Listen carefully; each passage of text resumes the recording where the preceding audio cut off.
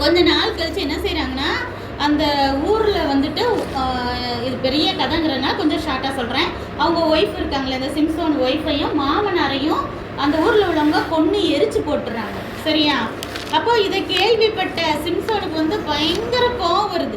அந்த எதிரி ஊருக்கு என்ன செய்கிறாருன்னா 300 நரியை பிடிக்கிறாரு. அவர் தான் பயங்கர பலசாலியில் 300 நரியை பிடிச்சி அது வாலில் வந்து தீயை பொருத்தி விட்டுறாரு. அது சும்மா இருக்குமா? அதுக்கு வலிச்சா என்ன செய்யும்? ஓடுது, எல்லா பக்கமும் ஓடுது. ஓடுனா என்ன ஆகும்? வயலில் ஓடுனா வயலெல்லாம் தீ பிடிச்சி எரியுது. திராட்சை தோட்டத்தில் போனால் திராட்சை தோட்டம் தீ பிடிச்சி எரியுது. 300 நரியும் எல்லா பக்கமும் தானே ஓடும். அப்போ ஒலிவ தோப்பு இருக்குல்ல, அவங்க ஊரில் ஆலிவ் ட்ரீ தான் ரொம்ப ஃபேமஸ். அப்போ அந்த தோப்பு வழியாக ஓடுது, அந்த தோப்பெல்லாம் எரிஞ்சு போகுது.